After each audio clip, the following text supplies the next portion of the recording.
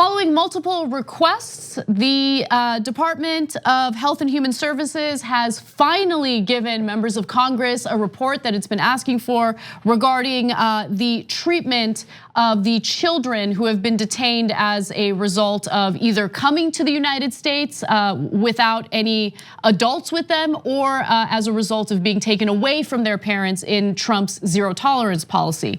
Now, I want to be abundantly clear that the numbers that I'm about to state date back to 2015. So this isn't all on Trump, but the numbers did increase as a result of the Trump administration. So according to the report, in the past 4 years, 4,556 children said they were sexually assaulted while in the care of Health and Human Services Office of Refugee Resettlement. Now, again, this is the office that is given the task of detaining and caring for the children who are unaccompanied as they come into the country, or children who have been taken away from their parents as their families seek asylum at the border. Now, data show the majority of the alleged assaults were carried out by other minors in custody, but at least 178 were carried out by staff. Now, when it comes to those carried out by staff, the department is alleging or arguing that it's not employees at HHS, it's employees at companies contracted out by HHS. I don't know if they know this, but that's not that much better. It's really not, it's really not. So let me give you more details. Of the 4,556 complaints investigated by HHS, a little more than 1,300, 29%, were sent to the Justice Department for further review. I don't know why more of them weren't sent to the Justice Department for further review, but I do know that congresswomen like Alexandria Ocasio-Cortez are furious about this. And just today, she did talk about it on the House floor. So I want to share some of that with you. Let's go to the first video. We need to recognize, and I hope that this committee recognizes, that this issue is beyond partisanship. And that means that our urgency should be beyond partisanship as well.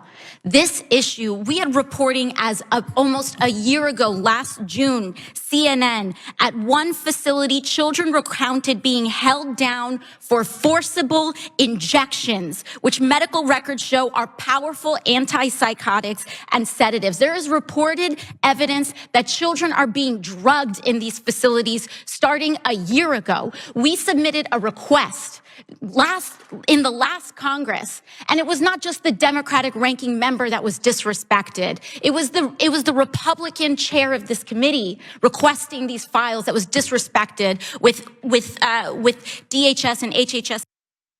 So I want to clarify one thing here. So she's referring to a request that was done in the middle of last year about further records, and in this case, it was to receive answers on separated migrant families. And it was asked for in July, as she pointed out, even by the Republicans. And to this day, they're coming in front of the Oversight Committee, and they still have not given those answers.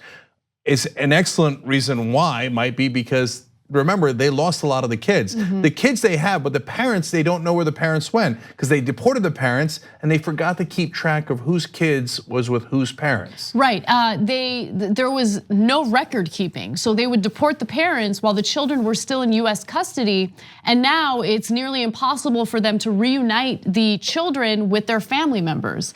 So this is, I mean, there's good reason why members of Congress, by the way, both Democrats and Republicans want these reports, and it's been very difficult to get it. There's another reason why they want these reports. So we had previously reported on the 2 minors who had died in Border Patrol custody. Well, apparently now there have been 3 migrants who have died after crossing the border since December, and a Honduran woman who delivered a stillborn baby at an immigration detention facility in Texas. So the 3rd migrant who died in custody was an adult. But nonetheless, it's still an individual who died in our custody. And so our lawmakers want to look into it. They want to know what's going on. They want these reports, and they've been given the runaround. And I love the fact that she's speaking out. Representative Ocasio-Cortez is speaking out. And we haven't even gotten to the tip of the iceberg. There's more. I want to go to her next video. We are a co-equal branch of government. In camera is not good enough. We are a co-equal branch, and the executive branch does not reside above us. They reside alongside us, and they govern alongside us. And I think it's outrageous to think that this is a political race. What we are in is a race against time. I don't care if it was one child separated from their parent. That is an international human rights violation. And the fact that this nation has potentially committed 3,000 of those, and each day is a violation, tens of thousands of human rights violations, and we want to delay. So I invite all of the colleagues who do believe in delaying to go on the record in doing so, because this is outrageous. Will my colleague yield? Will my colleague yield? No, because I got more to go. I love it when they refuse to yield. I love it. I will not yield. Okay, so a couple of different issues here. So first of all, as we told you, some of the child abuse, which was the first story we told you about, did happen under Obama as well. So what's the difference? There's two big differences. Number one, kids were coming in by themselves under Obama. Those kids you do have to house somewhere until you can get them into family members' hands or other people who will take them, etc., as you adjudicate the process. Under Trump, there are now more kids that are in these facilities and hence exposed to possible problems like the ones that have apparently happened thousands of times. Why? Because he's separating the kids from their parents, which Obama did not do. So there's a lot more people, a lot more kids in custody now. And on top of that, Obama's administration would allow you to take the kids when someone said, yes, I will have custody and responsibility over them. Trump administration is arresting a lot of the people that are coming in to do that. They're asking them for fingerprints and trying to see if they're undocumented so they could then grab them as well, which then of course makes people reticent to come forward to pick up the kids, which then means that more kids are piling up in these dangerous detention centers where they're being, some of them are dying, and as this news story points out, thousands have been sexually assaulted.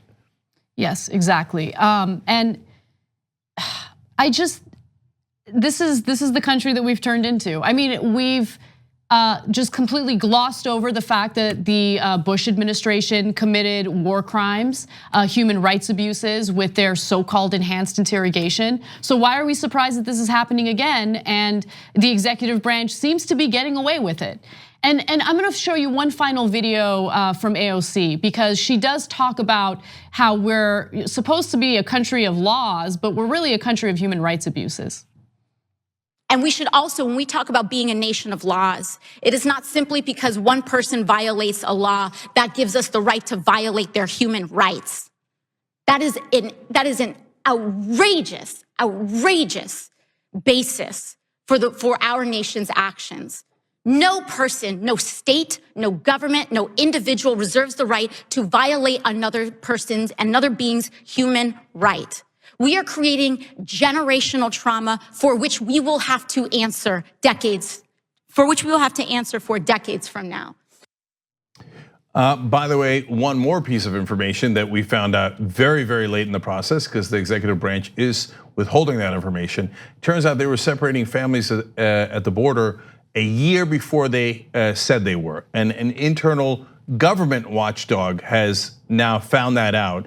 And so that is another reason why a lot of the kids have been piling up in these detention centers, because apparently the zero tolerance policy started a year before it was publicly announced. So stop doing that. You could change one of the policies right now. What you could say is, we're gonna go back to the old way. When people come to pick up the kids, we're going to let them pick up the kids, because the longer they stay in these detention centers, the longer there's a chance that something terrible will happen. HHS turning around and going, well, I didn't do it, okay?